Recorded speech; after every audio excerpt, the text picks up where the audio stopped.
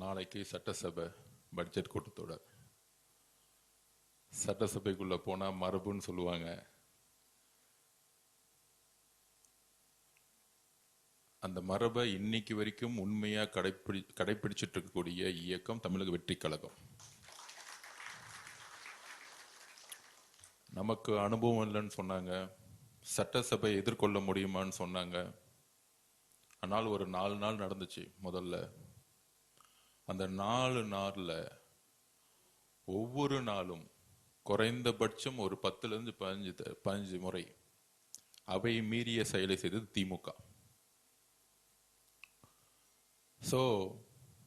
திமுகக்கே பாடம் எடுத்தாரு நம்மளுடைய தமிழக முதலமைச்சர், நம்மளுடைய அண்ணன் விஜய் அவர்கள்.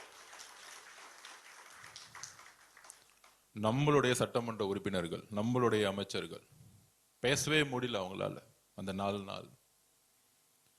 இப்ப அடுத்த பட்ஜெட் கூட்டத்தொடர் மானிய கோரிக்கை. அப்ப என்ன கால சூழ்நிலையில் நாம் இங்க இருக்கிறோம், இன்னைக்கு நிக்கிறோம்? மே 10, 2026க்கு முன்னு 2026க்கு பின்பு 60 வருஷ அரசியலை தமிழக வெற்றி கழகத்துடைய தலைவரும் சரி, நாமும் சரி, ஒரு மிகப்பெரிய வரலாற்றை மாற்றி அமைச்சோம். அது எல்லாருக்கும் தெரியும். அன்றையிலிருந்து இன்னை வரைக்கும் ஒரு 80 நாள் ஆயிருக்கும். இந்த 80 நாள்ல திமுகவோட அரசியல் முதல்ல என்னன்னா,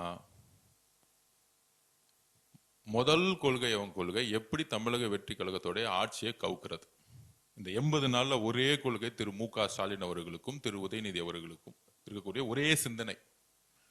இது நம்ம சொல்லல, திரு மு.க. ஸ்டாலின் அவர்களே சொல்றாரு மீட்டிங்ல, 6 மாசத்துல உங்களுடைய ஆட்சி இருக்காது. 57 எம்எல்ஏ ஜெயிச்சவரு எப்படி 6 மாசத்துல ஆட்சி இருக்காதுன்னு சொல்ல முடியும்? திரு மு.க. ஸ்டாலின் அவர்களுக்கு என்ன எங்க இருந்து எம்எல்ஏ கிடைக்கும்? நம்மளை பார்த்து குதிரை பெயருங்கிறாங்க. 57 எம்எல்ஏ இருக்கக்கூடிய மு.க. ஸ்டாலின் எப்படி ஆட்சியை உருவாக்குவார்? எப்படி தமிழக வெற்றி கழகத்தை பார்த்து ஆட்சி இருக்காதுன்னு சொல்ல முடியும்? அதுக்குதான் இந்த குதிரை பேர வழக்கு. திரு செந்தில் பாலாஜிய கரெக்டா போலீஸ் டார்கெட் பண்ணி நம்ம கிட்ட இருக்க எம்எல்ஏ கிட்ட எல்லாம் போன் பண்ணி 50 கோடி கொடுக்கிறேன், 100 கோடி கொடுக்கிறேன், உங்களுக்கே எதிர்காலம் இல்ல, கொளத்தூர்ல டோட்டலா தோத்துட்டு வீட்டுல உட்கார்ந்துட்டு இருக்கீங்க. 60 வருஷம் 75 வருஷ கட்சி, 30 வருஷம் ஆளுங்கட்சி, முதலமைச்சரா உங்களுடைய தந்தை திரு மு.க. ஸ்டாலின் அவர்கள், திராவிட முன்னேற்ற கழகத்தோட தலைவர், கொளத்தூர்ல மக்கள் தூக்கி எறிஞ்சிட்டாங்கன்னா இது வரைக்கும் ஏன் தூக்கி எறிஞ்சிட்டாங்கிற ஒரு மெசேஜ கூட அவங்க இன்னும் புரிஞ்சிக்கல. ஒரே ஒரு முறைதான் கொளத்தூருக்கு தலைவர் போனார். அதுல 5 நிமிஷம் கூட பேசல. சேப்பாக்கம் மிஸ் ஆயிருச்சு அன்னைக்கு, அவ்வளவுதான்.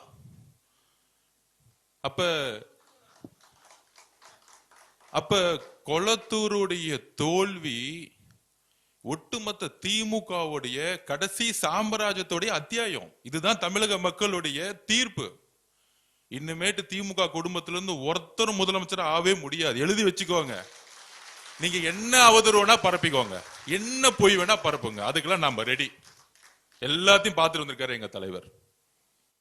நீங்க 4 நாள் உட்காந்து 2வது நாள் அன்னைக்கு பேட்ச் ஒன்று குத்திட்டு வராங்க, வாயத்தரங்க சிஎம். நான் அப்பயே சொன்னேன், அவர் அமைதியா 5 மணி நேரம் யோகா பண்ற மாதிரி அமைதியா உட்கார்ந்துட்டு இருந்தார். என்னைக்கு அவர் வாய திறக்க போறோம் அன்னைக்கு நேஷனல் ஹெட்லைன்ஸ், அடுத்த 1 மாசத்துக்கு கதறுவாங்கன்னு நான் 3வது நாள் சொன்னேன். பேச ஆரம்பிச்ச அடுத்த செகண்ட் வெளிநடப்பு பண்ணிட்டாங்க.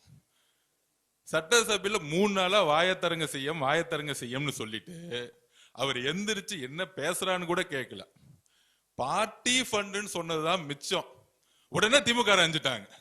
இந்த திருடங்கள்லாம் திருடிட்டு ஓடி போகும்போது போலீஸ் துரத்தும் போது யார் திருடன் யார் சொல்றான்னு அவன் தான் திருடனா இருப்போம். அன்னைக்கு சட்டசபையில எல்லாரும் எழுந்து நிச்சுட்டாங்க. பார்ட்டி ஃபண்டுன்னு ஏன் சொல்றீங்க? அங்க இருக்க அதிமுக, அங்க இருக்க அதிமுகவுடைய பொதுச்செயலர் இபிஎஸ் உட்கார்ந்துட்டு இருக்காரு, அவர் அமைதியா உட்கார்ந்துட்டு இருக்காரு. இந்த சண்டையில நம்ம எந்திரிக்க கூடாதுப்பா, நம்ம அமைதியா இருப்போம். ஆனா திமுக எந்திரிச்சு எக்ஸ்போஸ் ஆயிட்டாங்க. அப்ப அவர் பேசுறது கேட்க முடியல. ஏன் முடியலன்னா அதான் ஆதிக்கம். நான் திருப்பியும் பதிவு பண்ண, திமுகவுடைய தோல்விக்கு ஆதிக்கம். பண்ணையார் மனத்தனம். நாம மட்டும்தான் ஆளுங்கட்சி, எங்க அப்பா எங்க புள்ள நாங்க மட்டும்தான் முதலமைச்சர், ஒரு கொத்தடிமை கூட்டம் தான் வந்து அமைச்சர்கள். இப்படி ஒரு சிந்தனையை அவங்க நம்பிட்டாங்க. எலெக்ஷன் முன்னாடி ரொம்ப நம்பிட்டாங்க. அடுத்த 26க்கு இப்ப என் டிபார்ட்மெண்ட்லாம் பாத்தீங்கன்னு வச்சுக்கோங்க, நெடுஞ்சாலை துறையிலையும் பொதுப்பணித்துறையிலையும் 2028 வரைக்கும் டெண்டர் போட்டு போயிருக்காங்க. அட்வான்ஸ் வாங்கிட்டாங்க. கரெக்டா மார்ச் மாசம் ஏப்ரல் மாசம் டெண்டரை போட்டு 2028 வரைக்கும் டெண்டரை போட்டுட்டு அட்வான்ஸ் உனக்கு எல்லாம் வச்சுக்கோ, நான் தான் ஆட்சிக்கு வர போறேன். அப்ப அவங்களுக்கு வந்து என்னன்னா முடிவு பண்ணிட்டாங்க, ஓகே நம்ம தான் அடுத்தது, என் பிள்ளைய தூக்கி அடுத்த முதலமைச்சர் போறேன். ஒரு கடுமையான சிந்தனை வந்துருச்சு அவங்களுக்கு. ஆனா ரிசல்ட் அன்னைக்கு நெஞ்ச மட்டும்தான் புடிச்சிக்கல, அப்படியே ஷாக் ஆயிருச்சு. உடனே அதிமுக பேச பார்த்தாங்க. அந்த கதையெல்லாம் நமக்கு எல்லாருக்கும் தெரியும். அதுல கூட்டணி கட்சிகளே சொல்லிட்டாங்க, நாங்க அதிமுக, நீங்க அதிமுகவும் திமுகவும் சேர்ந்து பிஜேபியோட சேர்ந்து ஆட்சி அமைக்க போகுதுன்னு கம்யூனிஸ்ட் தோழர்கள், ஐஎம்எல் தோழர்கள், காங்கிரஸ் தோழர்கள் எல்லாரும் சொல்லிட்டாங்க. இந்த அரசியல் ஃபர்ஸ்ட் 30 நாள் போச்சு. அடுத்த 30 நாள் நம்ம எம்எல்ஏ கிட்ட 50 கோடி கொடுக்கலாமா, 20 கோடி கொடுக்கலாமா? வேட்பாளராக இருக்கும் போதே 1 ரூபாய் கொடுத்து என் வேட்பாளரை வாங்க முடியல. எம்எல்ஏ ஆன எங்களுடைய சட்டமன்ற உறுப்பினர் கிட்ட எதிர்காலமே இல்லாத திமுக தலைவரே சட்டமன்ற உறுப்பினர் ஆக முடியாத திமுக நம்ம சட்டமன்ற உறுப்பினர் பேசுறாங்களா 50 கோடி தரேன், 20 கோடி தரேன். அவங்க பக்காவா ரெக்கார்ட் பண்ணி போலீஸ்ல கொடுத்துட்டாங்க. அதனால செந்தில் பாலாஜி காலையிலயும் மாலையிலும் சைன் போட்டுட்டு இருக்காரு. அப்ப நம்ம சட்டமன்ற உறுப்பினருக்கு தெரியாதா? அடுத்த 10 வருஷம் இல்ல, திமுக தலைவர் மு.க. ஸ்டாலின் அவர்களே, எம்ஜிஆர் உயிரோட இருக்க வரைக்கும் அவர் சேர்ல இருந்து உங்க அப்பானாலே தூக்க முடியல, எழுதி வச்சுக்கோங்க. அவர் இருக்கிற வரைக்கும் உங்களால ஒண்ணுமே செய்ய முடியாது. உங்களோட சாம்ராஜ்யம் முடிஞ்சிருச்சு. அதுக்கு ஒரு 6 மாசம் அவங்க ஒத்துக்கிறதுக்கு. அது வரைக்கும் இந்த கடல்ல மீன் இருக்கு பாத்தீங்களா, எடுத்து தரையில போட்டீங்கன்னு வச்சுக்கோங்க, அப்படியே துள்ளும் பாத்தீங்களா. இந்த 6 மாசம் அப்படியே துள்ளிட்டு இருப்பாங்க. அதை நம்ம கொஞ்சம் கண்டுக்கூடாது. ஒரு 6 மாசத்துல அப்படியே அமைதியா வீட்டை விட்டு வரமாட்டாங்க. அப்ப திமுக தலைவர் சட்டமன்ற உறுப்பினரா வர முடியல, சட்டசபைக்குள்ள வர முடியல. அடுத்தது யாரு எதிர்கட்சி தலைவராக்கலாம்? நான் உங்களுக்குள்ள ஒரு கூட்டம். எவ்வளவு சிறந்த அறிவாளிகள் இருக்காங்க திமுகல, இன்னைக்கு இருக்கிறாங்க. ஆனா திருப்பியும் மு.க. ஸ்டாலின் அவர்கள் ஒரு எதிர்கட்சி தலைவர்னா என்ன, ஈக்குவல் டு கேபினட் ரேங்கிங், அமைச்சருக்கு ஈக்குவல். அது தான் புள்ளதான் எதிர்கட்சி தலைவர் ஆகணும். திருப்பியும் ஒரு பட்டாபிஷேகம், துணை முதலமைச்சர் ஆக்குறது ஒரு பட்டாபிஷேகம், எதிர்கட்சி தலைவரா ஆக்குறது ஒரு பட்டாபிஷேகம். எப்ப லாஸ்ட் 5 வருஷம் சட்டசபைக்கு வராத ஒருத்தரை தூக்கி பட்டாபிஷேகம் பண்ணி எதிர்கட்சி தலைவர். அவரு வந்துட்டு ஃபர்ஸ்ட் 4 நாள் நம்ம பார்த்துட்டு தான் இருந்தோம் என்ன பண்றாரு அப்படின்னு. எந்திரிச்சு திடீர்னு ஒரு பேப்பர் எடுப்பாரு, சோபா மாடல் அதுன்னு பேசி திருப்பி உட்காந்துருவார். கடைசி நாள்ல முதலமைச்சர் பேச ஆரம்பிச்சாரு. எந்திரிச்சிட்டு இப்படிலாம் பேசக்கூடாது, பார்ட்டி ஃபண்ட் எல்லாம் பேசக்கூடாது. அப்ப வரலாற்றுல முதல் முறையா ஒரு முதலமைச்சர் தான் கடைசியா பேசி முடிப்பார். கவர்னருடைய உரைக்கு எல்லா கட்சியோட தலைவர்கள் பேசுவாங்க, எதிர்கட்சி தலைவர் பேசுவாரு, எல்லாத்துக்கும் பதில் வந்து முதலமைச்சர் கொடுப்பார். அதோட சட்டசபை முடிஞ்சிட்டு தேதி குறிப்பிடாம முடிச்சு வைப்பாங்க. இது எல்லாருக்கும் தெரியும். சபாநாயகர் திடீர்னு ஒண்ணு சொல்லிட்டார், மாண்புமிகு எதிர்கட்சி தலைவர்களை முதலமைச்சர் பேசி முடிக்கட்டும், உங்களுக்கு பேசுறதுக்கு வாய்ப்பு தரேன். இது சுதந்திர வரலாற்றில் தமிழ்நாட்டில் இதுவரைக்கும் எந்த சபாநாயகரும் சொன்னதே கிடையாது. உங்களுக்கு அறிவு இருந்தா, திறமை இருந்தா, திராவிட முன்னேற்ற கழகத்தின் ஒரு உண்மையான எதிர்கட்சி தலைவரா இருந்திருந்தா அந்த வாய்ப்பை பயன்படுத்தி இருக்கலாமா, முடியாதா? இதுவரைக்கும் முதலமைச்சருடைய உரை, ஒட்டுமொத்த உரையை எடுத்து பார்த்துக்குவாங்க, தனிப்பட்ட விமர்சனங்கள் கிடையவே கிடையாது. ஒரே ஒரு முறை மதுரையில அங்கிள்னு சொன்னார். அது வந்து அவருடைய ஒரு உறவு முறையில சொன்னார். அவர் தவறுன்னு சொன்னோன்னே, வருந்துறாங்கன்னு சொன்னோன்னே அடுத்த மீட்டிங்ல சொன்னாரு, நான் தவறான வார்த்தைகளை சொல்லல, ஒரு உறவு முறையில சொன்னேன், இனிமேட்டு அந்த வார்த்தையை சொல்ல மாட்டேன்னு சொன்னது எங்க தலைவர். இதுதான் உண்மை. அரசியல் ரீதியான தாக்குதல் இருக்கும் எங்களோட தலைவர்கிட்ட இருந்து. ஏன் ஒட்டுமொத்த அடுத்த கட்டத்தில் இருக்கக்கூடிய நிர்வாகிகள் அவர்கிட்டும் இது வரைக்கும் தவறா ஒருமையில ஒரு பெண்ணை நோக்கிய விமர்சனம் தமிழக வெற்றி கழகத்துடைய நிர்வாகிகள் வந்ததே கிடையாது. இதுதான் எங்களுடைய வளர்ப்பு, எங்கள் தலைவர்கிட்ட இருந்து நான் கத்துக்கிட்டேன். அப்ப எதிர்கட்சி தலைவரா இருக்கக்கூடிய பணி என்ன? அண்ணா உருவாக்கிய இயக்கம் சமூக நீதியும் மாநில சுயாட்சியும் பேசி பேசி வளர்ந்த இயக்கம். அதுக்கப்புறம் கலைஞர் 1000 குற்றச்சாட்டுகள் இருக்கான். சமூக நீதி பேசி கட்சியை வளர்த்தார். அவரும் பெண்களை கொச்சையா பேசக்கூடிய வழக்கத்தை திருமதி இந்திரா காந்தி மேடம் கிட்ட இருந்து கொண்டு வந்தார். அது என்ன பேசினார் அதுக்குள்ள போக விரும்பல. இறந்தவரை பத்தி பேச வேணாம், வரலாறு. அப்ப ஜெயலலிதா அம்மா பொதுச்செயலர் ஆன முதலமைச்சர் ஆன அன்னைக்கு உருவான பண்பாடு திமுக ஒரு பெண்ணுடைய தலைமையை விமர்சிக்க மாட்டாங்க. ஒரு பெண் முதலமைச்சரா இருக்கும் பொழுது அந்த முதலமைச்சர் செய்யக்கூடிய நிர்வாகத்தை விமர்சிக்க மாட்டாங்க. தேர்தல் அரசியலை எதிர்கொள்ளக்கூடிய பிரச்சாரத்தை உருவாக்க மாட்டாங்க. தனிப்பட்ட தாக்குதல்கள், ஒரு பெண்ணுடைய உடல் உறவு. பெரியார் அப்பயே சொன்னார், பெண்ணை கடவுளா பாக்குறதோட பெண்ணை சக மனுஷியா பாருங்க, நம்மள ஒரு ஆளா பாருங்க.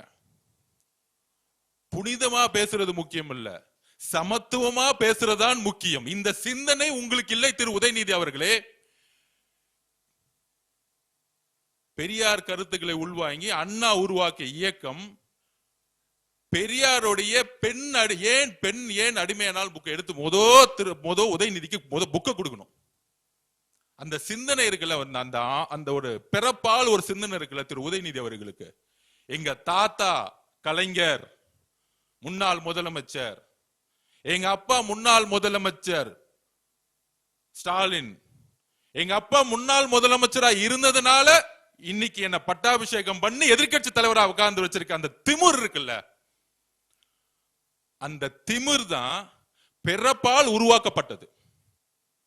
அந்த பிறப்பால் உருவாக்கப்பட்ட ஆணவம் தான் இன்றைக்கு 57 எம்எல்ஏவோட உங்களை உட்கார வச்சு 26 கட்சி கூட்டணியை உருவாக்கி ஒவ்வொரு தொகுதியில் 40 கோடி ரூபாய் செலவு பண்ணி 75 வருஷ பாரம்பரிய கட்சிய உங்களுடைய ஆணவத்தால் இன்னைக்கு உங்களை உட்கார வச்சிருக்காரு திரு மு க ஸ்டாலின் அவர்களை. இன்னைக்கு வீட்டுல உட்கார்ந்ததுக்கான உங்களுடைய ஆணவம்.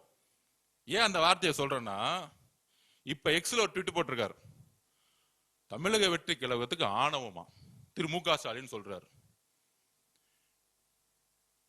இதுவரைக்கும் எங்களுடைய முதலமைச்சர் எங்களுடைய அண்ணன் ஒரே ஒரு இடத்துல பெண்ணை தவறா தரக்குறைவா பேசி பார்த்திருக்கீங்களா? எழுதி வச்சுக்க, இப்ப எழுதி கொடுங்க திரு மு க ஸ்டாலின் அவர்களே. உங்கள் மீது ஏற்படக்கூடிய ஊழல் குற்றச்சாட்டுகளை பத்தி பேசியிருப்பார், அதிகார அத்துமீறலை பத்தி பேசியிருப்பார், உங்களுடைய குடும்ப ஆட்சியை பத்தி பேசியிருப்பார். இதுதான் மக்கள் கிட்ட அவர் கொண்டு போன பிரச்சாரம். வேற எந்த பிரச்சாரத்தையும் அவர் உருவாக்கல. அவர் சொன்ன மாதிரியே எழுதி வச்சுக்கோங்க, இந்த 80 நாள்ல 75 வருஷத்துல ஒழிக்க முடியாத ஊழலை ஒவ்வொரு தொழிலும் ஒழிச்சிருக்கிறார். இன்னைக்கு இந்த 80 நாள்ல பார்ட்டி ஃபண்ட் முதலமைச்சர் கலெக்ஷன் பண்ண நினைச்சா 10,000 கோடி ரூபாய் ஈஸியா கலெக்ஷன் பண்ண முடியும். அது வேணான்னு தூக்கி போட்டிருக்காங்க. எங்களுக்கு தெரியாத அந்த வழி. இங்க இருக்கக்கூடிய ஒவ்வொரு சட்டமன்ற உறுப்பினர்கள்ட்ட கையில 5 லட்சம் ரூபாய் இன்னைக்கு வரைக்கும் பணம் இல்ல. இங்க இருக்கக்கூடிய அமைச்சர்கிட்ட இன்னைக்கு வரைக்கும் மொத்தமா 25 லட்சம் ரூபாய் பணம் இல்ல. ஒரு நேர்மை என்பது என்ன தெரியுங்களா? வாய்ப்பே இல்லாம நேர்மையா இருக்கிறது முக்கியம் இல்ல, எல்லா வாய்ப்புகளும் இருந்து ஒரு மனிதன் அதிகாரமும் அந்த பலமும் இருக்கும் பொழுது நேர்மையா என் மக்கள் கிட்ட நான் என்ன சொன்னோமோ அங்க நிமிர்ந்து ஒவ்வொரு நாள் உட்கார்ந்துருக்காரு பாத்தீங்களா எங்களோட முதலமைச்சர். அந்த நேர்மைதான் மக்கள் அவரை நேசிக்க வைக்குது. அந்த நேர்மைதான் தமிழ்நாட்டுடைய ஒட்டுமொத்த பெண்களுடைய அண்ணனாவும் தம்பியாவும் மகனாவும் இருக்கிறார் எங்க தலைவர். எங்களுடைய நாங்களும் சரி போன உடனே அன்பா பெண்கள் ஏன் ஓடி வராங்க? தமிழக வெற்றி கழகம் நான் திருப்பி பதிவு பண்ணோம், கண்டிப்பா ஆளுங்கட்சி ஆகும்.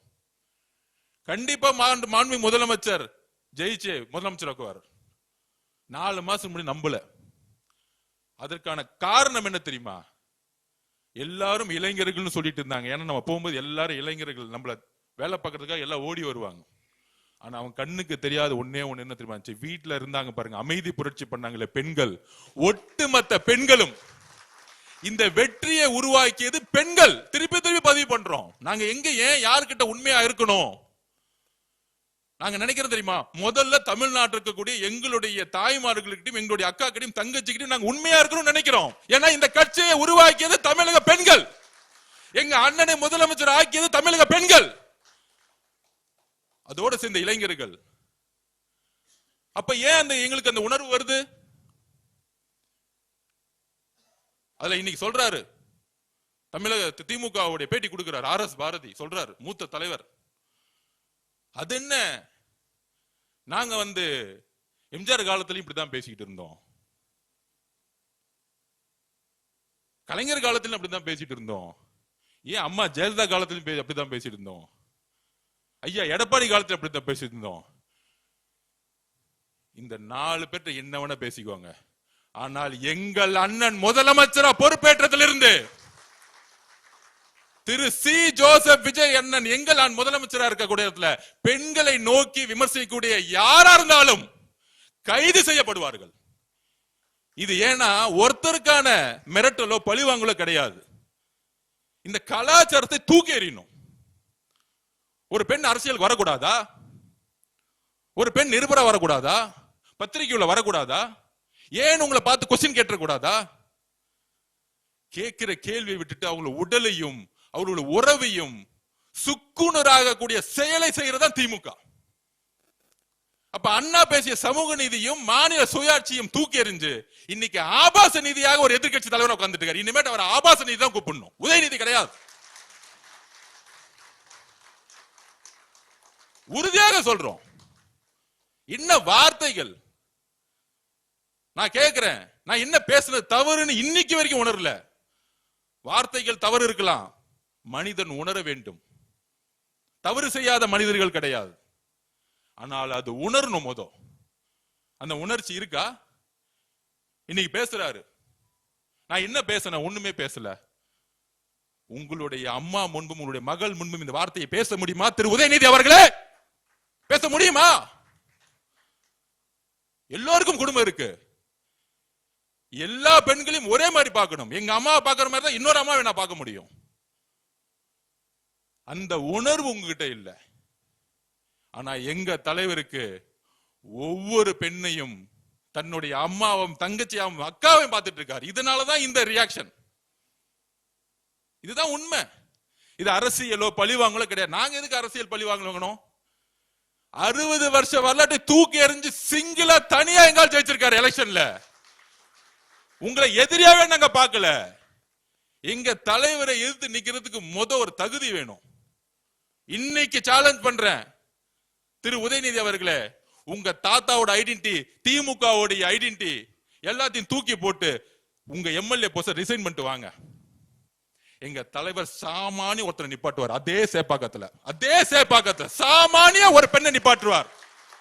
சாமானிய ஒரு பெண்ணை சேப்பாக்கத்துல இன்னைக்கு நாங்க நிப்பாட்டுக்கு ரெடி. சேலஞ்ச் பண்றோம். ஒரே ஒரு முறை எங்க தலைவர் வருவார் பிரச்சாரத்துக்கு, ஒரே ஒரு முறை தான் வருவார். டெபாசிட் வாங்க மாட்டீங்க, எழுதி வச்சுக்கிறீங்களா? இன்னைக்கு சேப்பாக்கத்துல எலெக்ஷன் நடந்துச்சுன்னா ஏன் தெரியுமா? திமுக இன்னைக்கு எதிர்கட்சி தலைவரானதுக்கான காரணமே கூட்டணி கட்சினாலதான். கூட்டணி கட்சியோட 20% மைனஸ் வச்சுங்க, 10 தொகுதி ஜெயிச்சிருக்க மாட்டாங்க. கூட்டணி கட்சினால 10 தொகுதி இல்ல. காங்கிரஸ், ஐஎம்எல், கம்யூனிஸ்ட், விசிக இல்லன்னா திமுகனால 10 தொகுதி ஜெயிச்சிருக்க முடியாது. இப்ப ஒட்டுமொத்த கூட்டணி எங்க தலைவர் கூட எங்களோட இருக்கிறாங்க. அப்ப நீங்க உங்களை பார்த்து நாங்க எதுக்கு பயப்படணும்? தேர்தல் ரீதியா நீங்க யார் எங்களுக்கு? எங்க தலைவர் உங்களை பார்த்து பயந்தாதானே கைது பண்ணணும், சிறை தள்ளணும். அந்த பயம் எங்க தலைவருக்குள்ள. சாமானிய தொண்டனர் கூட தமிழக வெற்றி கழகத்துல கன்னியாகுமரி சாமானிய ஒரு பெண்ணு கூட அந்த பயம் கிடையாது. உங்களை பார்த்து முடிஞ்சு போச்சு உங்க சாம்ராஜ்யம். எல்லாம் சேர்ந்துட்டாங்க, பெண்கள் ஒட்டுமொத்தமா சேர்ந்துட்டாங்க. நீங்க நேத்து பேசி முடிச்ச அடுத்த செகண்ட் சமூக வலைத்தள பாருங்க, ஒட்டுமொத்த பெண்களும் பேச ஆரம்பிச்சிட்டாங்க. என்ன பேசுது? ஒரு பொறுப்பு வாய்ந்த எதிர்கட்சி தலைவர் பேசுறதா? ஈக்குவல் டு கேபினெட் ரேங்கிங், அமைச்சர் இடத்துல இருக்கீங்க நீங்க. எதிர்கட்சி தலைவர் யார் யார் இருந்திருக்கா? கலைஞர் இருந்திருக்காரு இந்த இடத்துல. என்ன பேச்சுகள் இது? மேடம் ஜெயலலிதா உட்கார்ந்து இருக்கா, உங்க இடத்துல எந்த இடத்துல உட்கார்ந்துட்டு இருக்கீங்க? காவேரி பிரச்சனை பத்தி பேசுறோம். காவேரி பிரச்சனை பத்தி நாளைக்கு சட்டசபையில் நீங்க எந்திரிச்சு என்ன வேணா கொஸ்டின் கேளு. அதுக்கு உடனே சொல்றாங்க, அவர் நாளைக்கு சட்டசபையில் நம்ம கேள்வி கேட்டு பயந்துட்டாங்களாம். 4 நாள் நீங்க என்ன கேள்வி கேட்டீங்க எனக்கு தெரியாது. அந்த இடத்துல சும்மா உட்காந்துட்டு இருந்தீங்க 4 நாள். நீங்க கேள்வி கேட்கறீங்களா எங்களை பார்த்து? நாங்க ரெடி. என்ன கேட்பீங்க? இருமொழி கொள்கையா? நீட் பத்திரியா? காவேரி பிரச்சனையா? மேகதாது பிரச்சனையா? சட்டம் ஒழுங்கு பிரச்சனையா? 5 வருஷம் சட்டம் ஒழுங்கு போஸ்கோ சட்டத்துல எத்தனை பேர் கைது ஆயிருக்காங்கன்னு கணக்கெடுப்போம். நாங்க 80 நாள் ஆச்சு. 25 வருஷம் ஆண்டது நீங்க. ஒவ்வொரு ஃபைலை தொட்டாலும் பண்ணதுக்கான எல்லா தவறுகளும் நீங்க. மேகதாது பிரச்சனைக்கு சிம்பிளா சொல்றேன். 15/4/2026, 25/4/2026 சுப்ரீம் கோர்ட்ல தோத்தது யாரு? சுப்ரீம் கோர்ட்ல தோக்கும்போது ஆட்சியில் இருந்தது யாரு?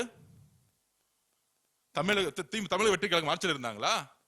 திராவிட முன்னேற்ற கழகம் தான் ஆட்சியில் இருந்தாங்க. அப்ப சுப்ரீம் கோர்ட்ல கேஸ் தோத்துட்டு நம்ம உச்ச நீதிமன்றம் போக முடியாது. அங்க இருக்கக்கூடிய முதலமைச்சர் திரு சிவகுமார் அவர்கள் அணை கட்டணும்னு சொல்றாரு. இது இப்ப மட்டுமா சொல்றாரு? இந்த 30 நாளா சொல்லிட்டு இருக்காரா? 2 வருஷமா சொல்லிட்டு இருக்காரு. அவர் 2 வருஷமா திராவிட முன்னேற்ற கழகம் கூட்டணி இருக்கும்போது சொல்லிட்டு இருக்காரு. அதனாலதான் இது சென்ட்ரல் சப்ஜெக்ட் ஆகி அங்க நீர்வளத்துறை தான் முடிவு எடுக்கணுங்கிறது சுப்ரீம் கோர்ட் 2012 தீர்ப்பு கொடுத்திருக்கு. இரு மாநில பிரச்சனைகள் வரும்பொழுது நேரா டெல்லியில இருக்கக்கூடிய நீர்வளத்துறை கிட்ட தான் போகணும். அப்ப முதலமைச்சர் என்ன முடிவு பண்ணணும்? முதலமைச்சர் சட்ட ரீதியா முடிவு எடுக்கிறார். நம்ம கோர்ட்டுக்கு போவோம். சுப்ரீம் கோர்ட்டுக்கு போக முடியாது. ஏன்னா 2 தாட்டி அப்பீல் ஆகி தோத்துட்டோம். அப்ப உடனே சுற்றுச்சூழல்ல கேஸ ஃபைல் பண்ண சொல்லிட்டார். சுற்றுச்சூழல் சர்டிபிகேட், என்வாயன்மெண்ட் சர்டிபிகேட் இல்லாம டேம் கட்ட முடியாது. டெக்னிக்கலி ஃபைல் பண்ணிட்டார். இதை நம்ம சொல்றோம் சட்டசபையில. அதுக்கப்புறம் ட்ரிபியூனல் போவோம்.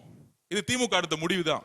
சட்ட வல்லுநர்கள் அதான் சொல்றாங்க. இப்ப இருக்க ட்ரிபியூனல் நம்ப முடியல, அவங்க டிபிஆர் அக்செப்ட் பண்ணிட்டாங்க, நம்ம புதுசா ட்ரிபியூனல் போனோம். திராவிட முன்னேற்றம் கழகம் சொன்னதும் நம்ம சட்ட வல்லுநர் சொன்னதும் முதலமைச்சர் அக்சஸ் பண்ணி சட்டமன்றத்துல ஒரு மனதா தீர்மானம் பண்ணமா இல்லையா? அன்னைக்கு திராவிட முன்னேற்றத்துக்கு ஏதாவது கருத்து வேறுபாடு இருந்துச்சா? இல்ல அதிமுக கருத்து வேறுபாடு இருந்துச்சா? எல்லாரும் எந்திரிச்சு ஒரு மனதா தீர்மானம் நிறைவேற்றியாச்சு. ஆனா உடனே 10 நாள்ல 10 வருஷமா மழை பிரச்சனை கிடையவே கிடையாது. இந்த வருஷம் மழை இல்ல. இந்த 10 வருஷமா சொன்ன டைம்ல மழை வந்துச்சு, தண்ணி வந்துச்சு. மழையினால தண்ணி வரல.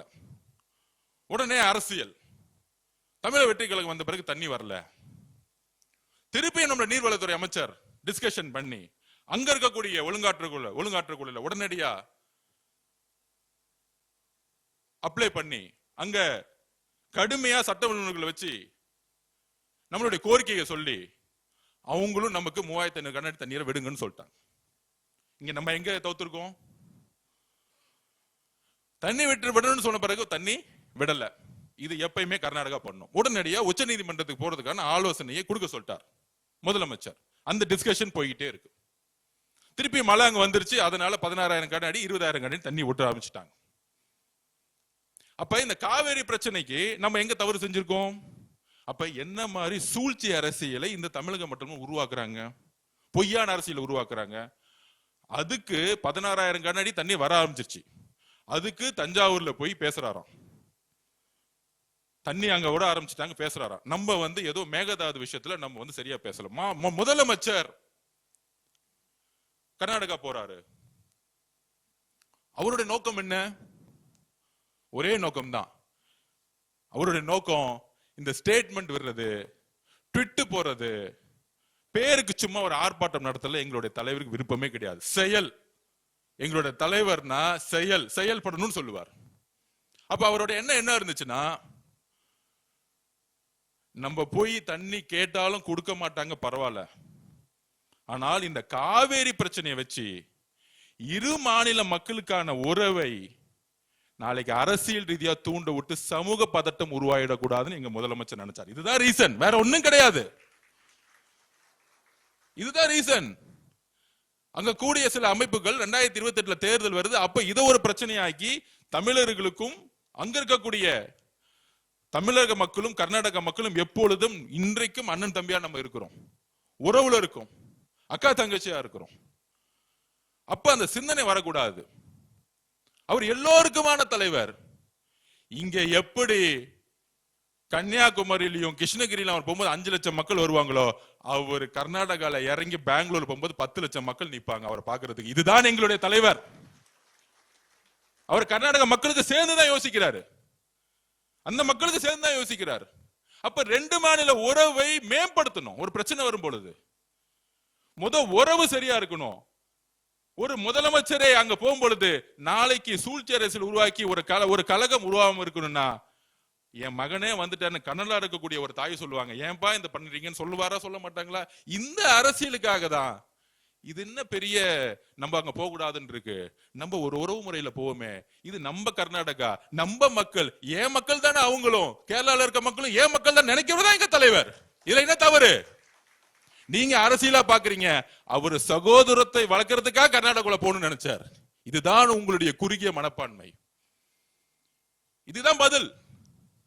ஏன் எங்க தலைவர் அங்க போய் பார்க்கணும்னு உடனே போக கூடாது. ஆனா இந்த திமுக அப்படி சூழ்ச்சி அரசியல் பாருங்க, காங்கிரஸ் இருக்க அண்ணனுக்கு தெரியும். கூட்டணி இருக்கும்போது அதே திரு சிவகுமார் அவர்கள் 2026 திமுக ஜெயிக்கணும் பிரச்சாரத்துக்கு வந்தார். அவர் இங்க பிரச்சாரத்துக்கு வந்தார். அப்ப நீங்க திரு சிவகுமார் அவர்களை மீட் பண்ண கூடாதுன்னு உங்களுக்கு ஏன் தோணல? வந்தாரா இல்லையா பிரச்சாரத்துக்கு? திரு சபரேஷ் உதயநிதியும் கூட்டு போய் சிவகுமார் அவர்களை இங்க பிரச்சாரத்துக்கு கூட்டிட்டு வந்தாங்களா இல்லையா? தேர்தலில் திமுக ஜெயிக்கணும்னு இப்ப இருக்கக்கூடிய முதலமைச்சர் திரு சிவகுமார் அவர்கள், இப்ப நான் சொல்றது பழைய வரலாறு கிடையாது, 2 மாசத்துக்கு 3 மாசத்துக்கு முன்னாடி திமுக தேர்தல் பிரச்சாரம் பண்ண வந்தார். இப்ப தெரியுதா மேகதாது அரசும் காவிரி அரசும் எந்த மாதிரி அரசியல் உருவாக்கணும்? இதெல்லாம் ஏன் தெரியுமா உருவாக்குறாங்க? இதுலயும் அரசியல் இருக்கு. கூட்டணி கட்சிகளா இருக்கக்கூடிய நம்மளுடைய உறவுகள் கம்யூனிஸ்ட் கட்சிக்கிட்ட இவங்களுக்கு ஐடியாலஜி கிடையாது, கொள்கை கிடையாது, இவங்க எல்லாம் பிஜேபி பி டீம் அப்படின்னு ஒரு பொய்யான பிரச்சாரத்தை உருவாக்கி இவங்களுக்குள்ள நமக்குள்ள ஒரு கலகத்தை மூட்டி ஆட்சியை கவுக்குறாங்களாம். அதுக்குதான் நீட்டோட நிலைப்பாடை முதலமைச்சர் தெளிவா சொல்லிட்டார். நாங்கள் நீட்டை எதிர்க்கிறோம். கரெக்டா? நீட் இருக்கவே கூடாது, அதான் எங்க நிலைப்பாடு. கல்வியை மாநில பட்டியல் கொண்டு வரணும், இதுதான் சொல்யூஷன், ஃபைனல் சொல்யூஷன். அது எப்ப நடக்கும் எழுதி வச்சுக்கோங்க. 2029 எங்க தலைவர் முடிவு பண்ணுவார் யார் பிரதம மந்திரி. அன்னைக்கு சட்டம் வரும் பார்லிமெண்ட்ல. முதல் சட்டம் நீட்டை ஒழிக்கப்பட்டது. முதலமைச்சருடைய ஒரே சைலண்டா பண்ணிட்டு போயிட்டே இருப்பார். அவர் எப்பயுமே அதிகமா பேசவே மாட்டார். அது ஒரு உதாரணம் சொல்லிடுவா. சில தலித்துல இருக்கவங்க நிறைய குரல் கொடுப்பாங்க. ஆம்ஸ்டாங் படுகொலை எல்லாரும் போராடினாங்க 3 வருஷம். பெரிய பெரிய அறிவுஜீவிகள் எல்லாம் உட்கார்ந்து போராட்டம் பண்ணிட்டு இருப்பாங்க சினிமா துறையில. அண்ணனுக்கு சட்டம் ஒழுங்கு, இங்க இருக்கவங்களே பழைய அமைச்சர்களே அவங்களை கொண்டுட்டாங்க, நீதி விசாரணை வேணும், சிபிஐ விசாரணை வேணும். இது வரைக்கும் ஆம்ஸ்டாங் அண்ணனை பத்தி எந்த போராட்டம் எங்க தலைவர் கலந்துக்கல. ஆனா சைலண்டா வாட்ச் பண்ணிட்டே இருப்பார். முதலமைச்சர் ஆனாரு, வந்தாரு, சுப்ரீம் கோர்ட்ல போயிட்டு சிபிஐ என்கொயரி தான் வேணும்னு சொல்லிட்டு ஃபைலை க்ளோஸ் பண்ணிட்டு போயிட்டார். 3 வருஷம் நாடகம் ஆடிட்டு இருந்தாங்க. ஆம்ஸ்டாங் அண்ணன் படுகொலைக்கு சிபிஐ என்கொயரி வேணும்னு. யாரு இது? யாருக்காக நம்ம அண்ணன் பண்ணார் தெரியுமா? அவங்களுடைய மனைவி இருக்காங்களே, அவங்களுடைய ஒரே கோரிக்கைக்காக. வேற எந்த அரசியலும் கிடையாது, வேற எந்த அரசியலும் கிடையாது. யாரா இருந்தாலும் கைது செய்யுங்க. அது முன்னாள் அமைச்சரா இருக்கட்டும், யாரா இருந்தாலும் கைது செய்யுங்க. நேர்மையான விசாரணை வேணும். ஆம்ஸ்டாங் அண்ணனுடைய மனைவியோடைய கோரிக்கை என்ன? அவங்களுக்கு ஒரு நியாயம் வேணும் கிடைக்கிறாங்க. 3 வருஷமா போராடுறாங்க. கரெக்ட் தானே? செஞ்சிருவோம், முடிஞ்சிச்சு. ஒரே மெசேஜ், அது செஞ்சிருங்க.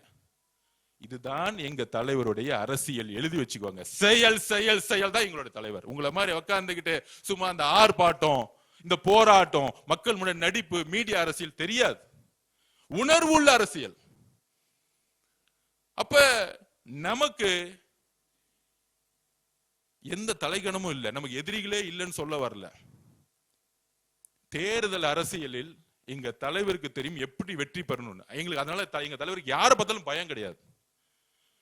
அவர் சொல்லுவார், ஒருவேளை நம்ம நேர்மையா இருப்போம், ஒருவேளை ஆட்சியே கவர்ந்தாலும் என்ன அர்ஜுன் 3 மாசம் எலெக்ஷன் வரும், நம்ம 234 தொகுதி ஜெயிக்கிறதுக்கான வேலையை பண்ணுங்க. நம்ம கூட்டணி கட்சிகள்லாம் சொல்லுங்க, எதுக்கு நம்ம பயப்படணும்? நம்ம கூட்டணி கட்சி தலைவர் சொல்லுங்க, என் மனசுல நேர்மை இருக்கும் போது நான் எதுக்கு பயப்படணும்? இதுதான் எங்களுடைய தலைவர். அப்படி இருக்கும் பொழுது கலைஞர் பேரனா இருந்தான், ஸ்டாலின் மகனா இருந்தான். கொஞ்ச நாளுக்கு முன்னாடி இவங்க பிஜேபியில இருந்து ஒருத்தவங்க வந்து கம்ப்ளைண்ட் பண்ணாங்க. அப்துல்லா, நம்ம பேர் என்னப்பா,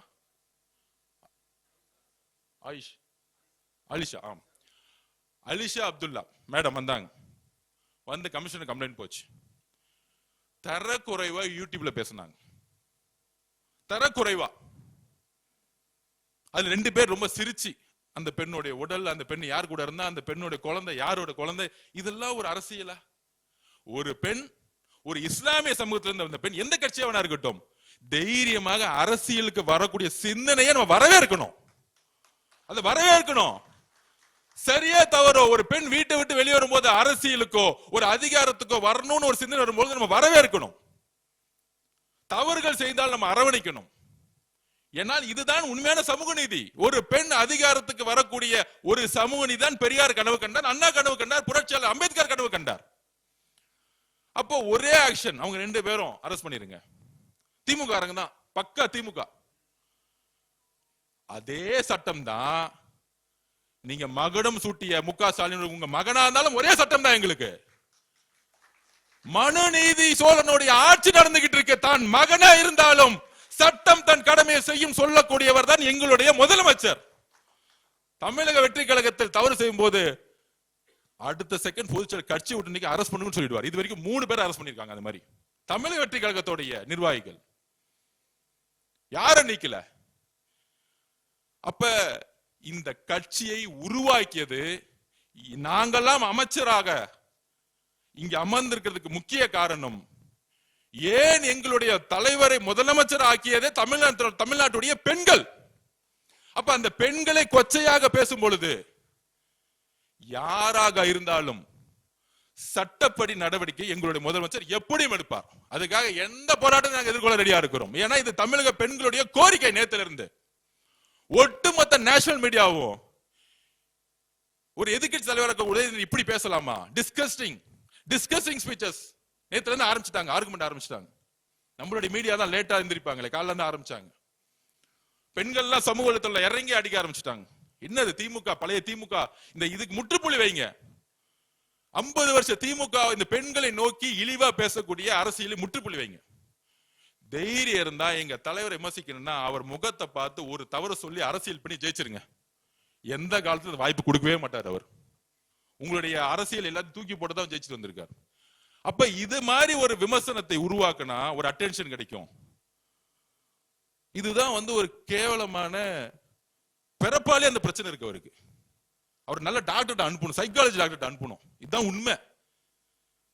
மனநல மருத்துவர்கிட்ட திரு உதயநிதி அனுப்பணும். ஓப்பனா சொல்றேன், உண்மை. ஒரு பெண்ணை நோக்கிய பார்வை இருக்கு பாத்தீங்களா, அந்த பார்வை எங்க இருந்ததுன்னா பிறப்புல இருக்கும் போது ஏதோ பிரச்சனை இருந்தா தான் வரும். அந்த மாதிரி எங்க அம்மா அப்படி பார்க்க முடியுமா? எங்க அக்காவை தங்கச்சி அப்படி பார்த்து பேச முடியுமா? சொல்ல முடியுமா? சொல்ல முடியாது, சொல்ல வராது. உங்க குடும்பம் மட்டும் உங்களுக்கு புனிதமும் பெருமைனா எங்க தலைவர் தமிழ்நாட்டில் இருக்க எல்லா பெண்களையும் புனிதமும் பெருமையா பார்ப்பார். அவங்களை நீங்க டச் பண்ணீங்கன்னா ஒரு குரல் கொடுப்பார். யாராக இருந்தாலும் அதான் சொன்னேன் நான். ஆலிஷா மேடத்தை கம்ப்ளைண்ட் வாங்கணும்னு ஆக்ஷன் எடுத்தாங்க இல்லையா? யாரா இருந்தா உடனே விமர்சனம். இந்த பத்திரிகை அந்த பத்திரிகை அந்த மஞ்சள் பத்திரிகை எல்லாம் முதல் ஒழிச்சு விடணும். எல்லா பத்திரிகை யாரெல்லாம் பெண்ணை நோக்கி விமர்சனம் பண்றாங்களோ தவறு அது. ஒரு பெண் வீட்டை விட்டு வரும்பொழுது, அதிகாரத்துக்கு வரும்பொழுது, எம்எல்ஏ மினிஸ்டர் வரும்பொழுதோ இல்ல தொழில்துறையில் வரும்பொழுதோ அவங்களை நீங்க உடல் மொழியா கை வச்சாலே அடுத்த செகண்ட் கொஸ்டின் வரும். ஏன் இங்க இருக்கக்கூடிய இங்க எக்ஸாம்பிள் சொல்லிடுறேன். இங்க தொழில்துறை அமைச்சர் கூடிய கீர்த்தனா மேடம் அப்பப்ப கடுமையான விமர்சனம் வரும் திமுக ஐடி விங். அதுக்கான காரணம் என்ன தெரியுமா? இப்ப நான் உண்மையை சொல்றேன். தொழில்துறையில லாஸ்ட் 5 வருஷமா ஒவ்வொரு நிறுவனங்களுக்கும் ஒவ்வொரு பாலிசி எடுத்திருக்காங்க. அதாவது ஒரு நிறுவனுக்கு ஒரு சப்சிடி பாலிசி, இலவசம், டாக்ஸ்ல ரிலாக்ஸ், இது மாதிரி. இன்னொரு நிறுவனங்களுக்கு லேண்ட் ஃப்ரீயா கொடுக்குது. இது ஒரு ஊழல், பெரிய ஊழல். இந்த ஊழலோட ஃபைல் எடுக்கிறாங்க. அந்த ஊழல் பண்ண அமைச்சர் யாரு? முன்னாடி டிஆர்பி ராஜா. டிஆர்பி ராஜா இன்னைக்கு எந்த பொசிஷன்ல இருக்காங்க? திமுக ஐடி விங்கோட செக்ரட்டரி. இப்ப புரியுதா? திமுக ஐடி விங் செக்ரட்டரி ஏன் ஒரு பெண்ணை, ஏன் இந்த அமைச்சரை டார்கெட் பண்றாங்கன்னு தெரியுதா? ஏன்னா அந்த ஊழல் வெளியே வந்துடக்கூடாது. வெளியே வந்துச்சுன்னா அவர் மாட்டிக்குவார். அப்ப ஒருத்தரை நெகட்டிவ் பண்ணு, அந்த கேரக்டர் நெகட்டிவ் பண்ணு, அந்த பெண் அமைச்சரை நெகட்டிவ் பண்ணு. அப்ப திமுக ஒட்டுமொத்த ஐடி விங்க செயல்படும். சிறு சிறு தவறுகளை தவறு சாரின்னு சொல்லிட்டு போறதா நம்மளோட சட்டமன்ற உறுப்பினர். ஆமாங்க, தவறு செஞ்சுட்டாங்க, மன்னிச்சுக்கோங்க. உங்களை மாதிரி ஊழல் கொள்ளடிச்சு, உங்களை மாதிரி எல்லா அநியாயம் பண்ணக்கூடிய சட்டமன்ற உறுப்பினர் நம்ம கிட்ட கிடையாது. தவறுகள் செய்தா சாரின்னு சொல்லிட்டு போயிட்டு அடுத்த தவறு செய்யாம போயிட்டே இருப்பாங்க. we are learners. நாங்கள் கற்றுக்கொண்டு இருக்கிறோம். ஒரு ஸ்கூலுக்கு போறோம், ஐயோ அந்த இடத்துல பாத்ரூம் சரியில்லை, ஐயோ அந்த ஸ்கூல் சரியில்லை. இது ஒரு வீடியோ எடுத்து நம்ம சமூகத்துல போகணும்னு ஏன் சொன்னோம்னா, இந்த அநியாயம் நடந்துட்டுன்னு காமிக்கிறதுக்கு. அது ரீல்ஸுக்காக கிடையாது. அப்ப அது தவறுன்னு சொல்லும் பொழுது, ஆமா இந்த தவறை நாங்க செய்ய மாட்டோம், புரோட்டோகால் படி ராங் சொல்லும் போது இனிமேல் தவறு செய்ய மாட்டோம். திருந்தி இதுக்கு மேல என்ன ஊழல், என்ன குற்றச்சாட்டு இருக்கு? இந்த இடத்துல இந்த கான்ட்ராக்ட்ல 10 கோடி ரூபாய் வாங்கிட்டாங்க இந்த எம்எல்ஏ, மினிஸ்டர் சொல்ல முடியுமா 80 நாள்ல? அப்ப இதெல்லாம் திசை திருப்பக்கூடிய வேலைகள். அவங்களுடைய மீடியா, அவங்களுடைய டிவி, அவங்களுடைய சோசியல் மீடியா, அவங்களுடைய பணபலம். அதனால நம்ம விளக்கம் சொல்றதை விட்டுட்டு நம்ம 60 நாள் அமைதியா அரசியல் ரீதியா பயணம் பண்ணவே. பட்ஜெட் வருது, மானிக்கு வருது, அதுக்கான டிராஃப்ட் பண்ணிட்டு இருந்தோம். தலைவர் சொல்லிட்டாரு, வரக்கூடிய பட்ஜெட் ஒவ்வொரு துறையிலையும் அடுத்த 50 வருஷத்துக்கான அடித்தளத்தை உருவாக்கக்கூடிய ஒவ்வொரு டிமாண்டும் உருவாக்குன்னு சொல்லிட்டாரு. சிம்பிளா முடிச்சிட்டாரு. ஒவ்வொரு ரிவ்யூ மீட்டிங்லயும் இந்த ரொம்ப பழைய பாலிசில இருந்துச்சுன்னா முதல் டிஸ்ட்ராய் பண்ணிருங்க, புதுசா உருவாக்குங்க. நீங்க சொல்ல ஃபுல் ஃப்ரீடம். ஒரு முதலமைச்சர் இது வரைக்கும் சட்டமன்ற உறுப்பினர் பார்த்தோம், அமைச்சரை பார்த்தோம், இல்ல நீங்க அந்த கமிஷன் வாங்கிட்டு என் வீட்டை வந்து கொடுங்கன்னு சொன்ன முதலமைச்சர் எங்களுக்கு கிடையாது. சொன்ன வார்த்தை, ஒவ்வொரு துறையும் அடுத்த 50 வருஷத்துக்கான நல்ல வளர்ச்சியை உருவாக்கக்கூடிய ஒரு டிமாண்ட கொடுங்க. உங்களுக்கு ஃபுல் சுதந்திரம் கொடுத்துட்டார். கூட்டணி கட்சிகிட்ட கேட்டு பாருங்க, இது வரைக்கும் இந்த துறையில உங்ககிட்ட ஏதாவது தலையிட்டு பேசியிருப்பாரான? இதுதான் உண்மை. இந்த மாதிரி ஒரு சுதந்திரம் எந்த தலைவரும் கொடுத்ததில்லை. ஏன்னா உண்மையாக சொல்றேன், நான் பார்த்ததே சொல்றேன், நம்ம அண்ணனுக்கு அவர் மேல அளவு பெரிய நம்பிக்கை இருக்கு. அதனாலதான் அவருக்கு இன்செக்யூரிட்டியே கிடையாது. இவங்களுக்கு எல்லாம் பாத்தீங்கன்னு வச்சுக்கோங்க, இந்த திமுக தலைவர்களுக்கு எல்லாம் யார பார்த்தாலும் சந்தேகம், ஒரே நெகட்டிவ். இந்த சிந்தனை தான் அவங்க இந்த தோல்வி காரணம். இப்ப கூட பாருங்க, பொய்யா பரப்புறாங்க, பழி வாங்கல். நாங்க எதுக்கு பழி வாங்குறோம்? ஈக்குவலா இருந்தா பயம் வரும். எங்க தலைவர் கிட்டத்தட்ட அங்க போய் எங்க 1000 கிலோமீட்டர்ல எங்கேயோ நின்றுட்டு இருக்காரு, நீ இன்னும் வீட்டுல உட்கார்ந்துட்டு இருக்கீங்க. வீட்டுல உட்கார வச்சுட்டோம் ஆல்ரெடி, உங்க அப்பாவே உட்கார வச்சுட்டோம், நீங்க என்னப்பா என்ன 5 நிமிஷம் போதும். சேப்பாக்க ஜெயிச்சதுக்கு காரணம் ஐஎம்ஓலும் காங்கிரஸும், அதையும் சொல்லிடுறேன். இஸ்லாமிய சகோதரர்களுடைய ஓட்டு அதுவும் முடிஞ்சு போச்சு. இனிமேல் சேப்பாக்கத்தில் நிக்க சொல்லுங்க. திருவாரூர்ல நிக்க முடியாது, அண்ணன் போயிட்டாரு, காங்கிரஸ்ல இருந்து அண்ணனை போட்டாச்சு, இறங்கி வேலை பாருங்கண்ணே அப்படின்னு. 234 தொகுதியில் அவங்களுக்கு சிந்திச்சு பாக்குறாங்க, நெக்ஸ்ட் டைம் எலெக்ஷன் வந்தா எங்கேயுமே ஜெயிக்க முடியாது. அப்ப ஒன்லி அவங்களுக்கு தெரிஞ்சதெல்லாம் அந்த கோயபிள்ஸ் பிரச்சாரம் தான். பொய்யா பேசு, புரட்சி, கொள்கை, இந்த கதையெல்லாம் விட்டுட்டே இருப்பாங்க. மக்களுக்கு இவங்களுடைய மொழியிலிருந்து வெளியே வந்துட்டாங்க. எழுதி வச்சுக்கோ, இவங்க பேசுறதே மக்களுக்கு புரியல, விலகி நின்ட்டாங்க. இந்த கைதுக்கு அப்புறம் ஆபாச நிதியை புரட்சியாளராக மாத்துறதுக்கு திமுக ஐடி செயல்பட்டு கைது செய்யப்பட்டார். 8 மணிக்கு போலீஸ் போறாங்க. தைரியமான ஆளா இருந்தா என்ன பண்ணிருக்கணும்? வீட்டை விட்டு ரூம் விட்டு 8:15 வந்திருக்காரு. இப்ப என் வீட்டுக்கும் போலீஸ் வந்தாங்க. சார் நான் வீட்டிலே தான் இருக்கேன், என்ன விடுங்க. ஒரு நேரத்தில் திமுக பிரச்சாரம் பண்ணாங்க, விஜய் அவர்களை கைது செய்ய போறோம், எஃப்ஐஆர் போட போறாங்க. 3வது நாள் சொன்னார், நீங்க என் ஆளெல்லாம் டச் பண்ணாதீங்க, நான் வீட்டில் தான் உட்காந்துருக்கேன், எனி டைம் வாங்க. அந்த நேரம் ஒட்டுமொத்த கவர்மெண்ட் திரும்பி நிக்குது. நான் வீட்டில் கேமரா பார்த்து சொன்னார், முதலமைச்சர் பார்த்து. 8 மணி காவல்துறை காலையில் போயிருக்கு.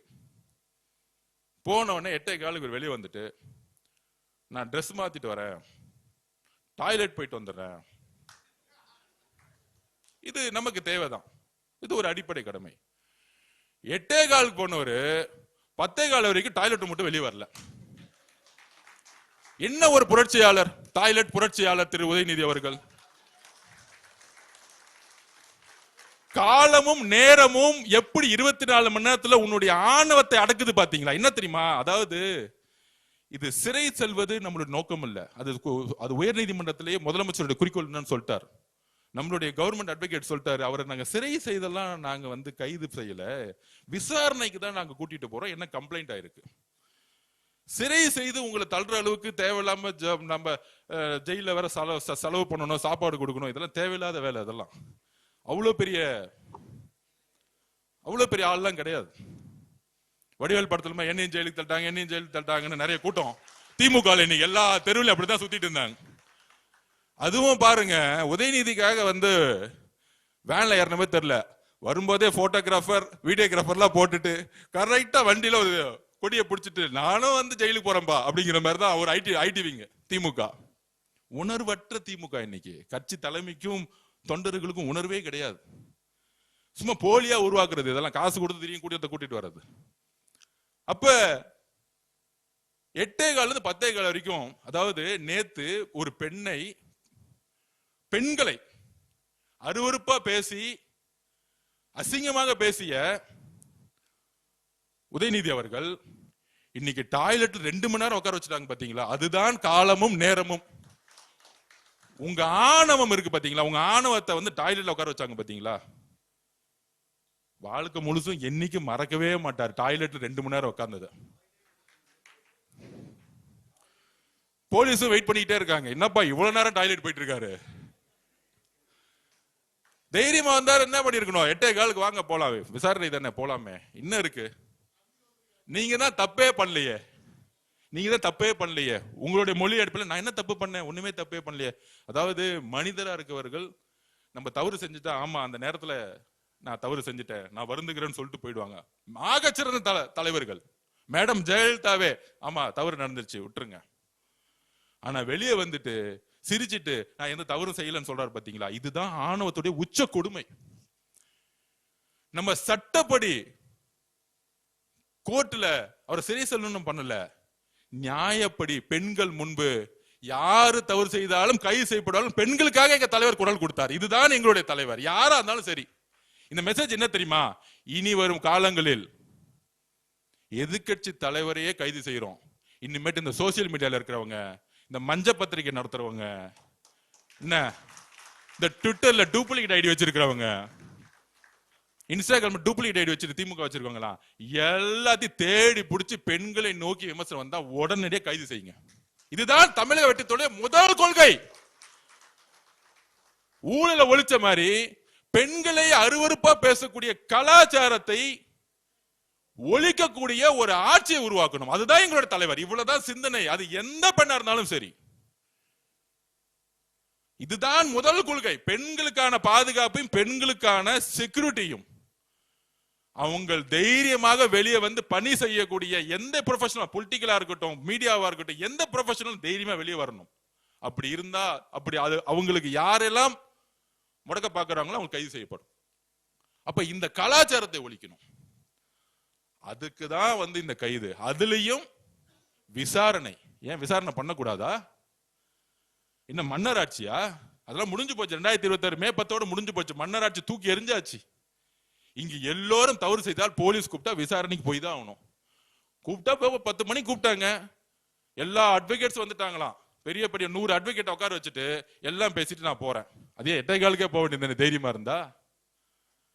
அப்ப போன பிறகு போலீஸ் ஒரு 1 hour 2 hour என்கொயரி பண்ண போறாங்க. ஏங்க பேசுனீங்க? அவருக்கு கொஞ்சம் மறதி நோய், நான் பேசவே இல்லைங்க நேத்து அப்படின்னு சொல்லுவாரு. அதுக்கப்புறம் கோர்ட்டுக்கு போவோம் சப்ஜெக்ட். ஆனால் தமிழக பெண்களுக்கு எங்களுடைய தலைவர் ஒரு உறுதியும் நம்பிக்கையும் முதல் முறையா கொடுத்திருக்கிறார். தவறு செய்தா நான் யாரா இருந்தாலும் கைது பண்ணுவேன், அதுக்கான கான்சிக்வன்ஸ் பத்தி கவலைப்பட மாட்டேன். எதிர்கட்சி தலைவரா நீ நைட் என்கொயரி முடியும், காலை சட்டசபைக்கு வாங்க, என்ன வேணா கேள்வி கேளுங்க, நாங்க இருக்கிறோம், எழுதி வச்சுக்குவாங்க. அண்ணா பொதுச்செயலாளர், அண்ணா தலைவர்கிட்ட ரிக்வஸ்ட் பண்ணிருங்க, இனிமேட்டு உதயநிதி அவர்களுக்கு தலைவர் இருந்து பதில் சொல்ல வேணாம். நான் இருக்கேன், அண்ணன் விஸ்வநாத அண்ணன் இருக்கிறாரு, செங்கோட்டை அண்ணன் இருக்கிறாரு, நம்ம தம்பி ரமேஷ் இருக்கிறாரு, இங்க இருக்கக்கூடிய சட்டமன்ற உறுப்பினர் இருக்காங்க, நம்ம பதில் சொல்லிடுவோம். தலைவர் போய் நேரா அவருடைய ஆட்சி பணியை அவர் பாடிக்கு செய்யட்டும், பதிலே சொல்ல வேண்டாம். இந்த மாதிரி கேரக்டருக்கு, இந்த ஆபாச நீதிக்கெல்லாம் எந்திரிச்சு எங்களுடைய தலைவர் தமிழக மக்களால் சிங்களா தேர்ந்தெடுக்கப்பட்ட நம்பிக்கை உருவாக்கி தலைவர் பதில் சொல்ல வேண்டிய அவசியமே கிடையாது, பதில் சொல்ல கூடாது. தயவு செஞ்சு தீர்மானம் போடுங்க. இனிமேட்டு எதிர்க்கட்சி தலைவர் எந்திரிச்சு சட்டம், அண்ணன் நீங்க தானே அவை தலைவர், நீங்க தயவு செஞ்சு சொல்லிடுங்க, நீங்க எந்திரிச்சு பதில் சொல்லுங்க போதுன்னு. இல்ல நம்ம ரமேஷ் போதுன்னு, நாம போதுன்னு, அண்ணன் இருக்கிறார், விஸ்வநாத அண்ணன் இருக்கிறார், நம்ம பாத்துக்கலாம். அப்ப நம்ம பாத்துக்கலாம். தலைவர் வளர்ச்சியை நோக்கி அரசியலை உருவாக்கட்டும், நம்ம அரசியலை பாத்துக்குவோம். நீங்க அவரை, அதாவது திமுக காரங்க இறங்கிட்டாங்க, சொல்றாங்க எங்க பார்த்தாலும் போராட்டம்னு. ஒண்ணும் இல்ல, எங்க பொதுச் செயலாளரும் சரி நாங்களும் ஜஸ்ட் கண்ணு காமிச்ச ஒட்டுமொத்த ஜென்சி ரோட்ல இறங்கினா மகனை ஒருத்தன வீட்டுல இருக்க மாட்டீங்க, ஒருத்தன் வீட்டுல இருக்க மாட்டீங்க. அமைதியா ஒருத்தர் அமைதியா இருந்தா ரவுடிசம்லாம் வேலைக்கு ஆகாது. பசங்க இறங்கினாங்கன்னா ரவுடிசம்லாம் வேலைக்கு ஆகாது. நாங்க அமைதியா ஜெயிச்சிட்டோம், மக்களை முன்னேற்றணும், இளைஞர்களுக்கு வேலை வாய்ப்பு இல்ல. எங்க தலைவர் என்ன யோசிக்கிறாரு, 55% இளைஞர்கள் இருக்காங்க, வேலை வாய்ப்பை உருவாக்கணும். அவங்க அரசியலா பயன்படுத்துறது மட்டும் நம்ம குறிக்கோள் இல்ல, இளைஞர்களுக்கான வேலை வாய்ப்பை உருவாக்கி முன்னேற்றம் நினைச்சிட்டு இருக்காரு. அப்படி ஒரு அரசியல் தலையீடு அவருக்கு வந்து டிஸ்டர்ப் பண்ணா, நாங்க இருக்கிறோம், மற்ற அமைச்சர்கள் இருக்காங்க, சட்டமன்ற உறுப்பினர் இருக்காங்க, இது அண்ணன் தீர்மானமே அண்ணன் கொடுத்துருங்க. நாளைக்கு வந்து உக்காரட்டும், அவர் எந்திரிச்சு பேசுறதுக்குள்ள என்ன வேணா பேசட்டுமே. ஏன்னா 30 வருஷம் ஆட்சி, 50 வருஷம் கழிச்சு எல்லா தப்பையும் அவங்க தான் பண்ணிருக்காங்க. நீட்டு அவங்க தான் முதலமைச்சர் இருந்தாங்க, 5 வருஷம் என்ன பண்ணாரு? மு.க. ஸ்டாலின் என்ன போராட்டம் பண்ணாரு? உதயநிதி அவர்கள் மெரினா பீச்ல என்ன 50 நாள் உண்ணாவிரந்து செத்து போறமே ஆக்சிஜன் ஏத்திட்டு வந்தாரா? கேக்குற 50 நாள் ஏதாச்சும் மெரினால வந்து உண்ணாவிரதம் இருந்தாரா? போயிட்டு டெல்லியில உண்ணாவிரதம் இருந்தாருல்ல, அவர் மாதிரி 30 நாள் உண்ணாவிரதம் இருந்தாரா? அனிதாவுடைய இறப்புக்கு எங்களுடைய தலைவர் செல்லும் போதே என்ன நினைச்சிருப்பாரு, ஒரு நாள் பாராளுமன்றத்தில் நீட் விளக்கப்படும், அதுக்கு நான் என்னுடைய குரலை கொடுப்பேன்னு அன்னைக்கு நினைச்சிருப்பாரு அவர். அது நடக்கும், எழுதி வச்சுக்கோங்க. தமிழ்நாட்டில இருந்து வரக்கூடிய குரல், ஒரு நாள் 2029 பாராளுமன்ற தேர்தலுக்கு பின்பு இந்த நீட்டை ஒழிக்கக்கூடிய முதல் சட்டத்தை எங்களுடைய தலைவர் வலியுறுத்துவார். அது நடக்கும், அது நடக்கும். அவரை பத்தி உங்களுக்கு தெரியாது, அது நடக்கும். ஆனந்தனுக்கு தெரியும், அவர் நினைச்சா நடக்கும். அவர் நினைச்சிட்டாரு, நீட்டே இருக்க கூடாது நினைச்சிட்டாரு, நீட் இருக்காது. அதனால நம்ம ரெடி ஆயிடுவோம். திமுக காரங்க ஏ ஓய் ஆ ஊன்னு கத்துவாங்க, எல்லாம் லைவ்ல போட்டாச்சு, அவங்க எக்ஸ்போஸ் ஆகட்டும். நம்ம உறுதியா டிமாண்ட், மானிய கோரிக்கை, முன்னேற்றம், மக்கள் முன்னேற்றம் போக்கஸ் பண்ணுவோம்.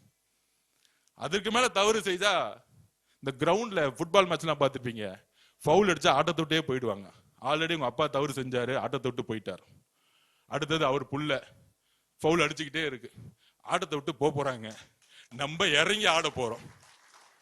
இப்ப இல்ல, அடுத்த 50 வருஷத்துக்கு தமிழக வெற்றி கழகம் மட்டும்தான் இங்க இருக்கும். அதோட சேர்ந்து கூட்டணி கட்சி இருக்காங்க, தனியார் 35%, கூட்டணி வேற வந்துட்டாங்க 20%. குறைந்தபட்சம் தலைவர் பிரச்சாரம் பண்ண 65% ஜெயிக்க போறோம். 65% எலெக்ஷன்லாம் வச்சிருந்துச்சு, கவலையே படாதீங்க. முன்னாடி தலைவரை கூட்டிட்டு போயிட்டு பிரச்சாரம் பண்றதா பிரச்சனை. அண்ணா வாயில சொன்னா கூட்டிட்டு போயிட்டு இட்டுன்னு வரதான் பிரச்சனை. இட்டுட்டு போயிட்டு இட்டு வருது.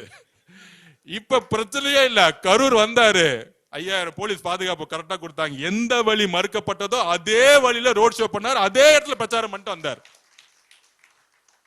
அப்ப இது எல்லாம் அவர் நினைச்சா நடக்கும், ஆனா பேசவே மாட்டார்.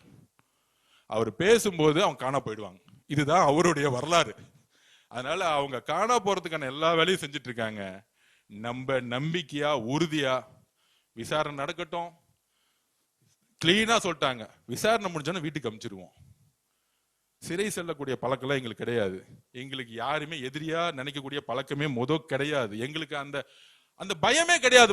எந்த கட்சியை பார்த்து போய் தனியா நின்னே நாங்க ஜெயிச்சிட்டோம், கூட கூட்டணி வேற இருக்கு, எதுக்காக ஒருத்தர் பார்த்து நாங்க பயப்படணும், எதுக்காக ஒருத்தர் சரி சொல்லணும்? இதுதான் நான் திருப்பி திருப்பி பதிவு பண்றேன். அதனால நாம் மிகப்பெரிய வெற்றிகளை பெற போறோம்.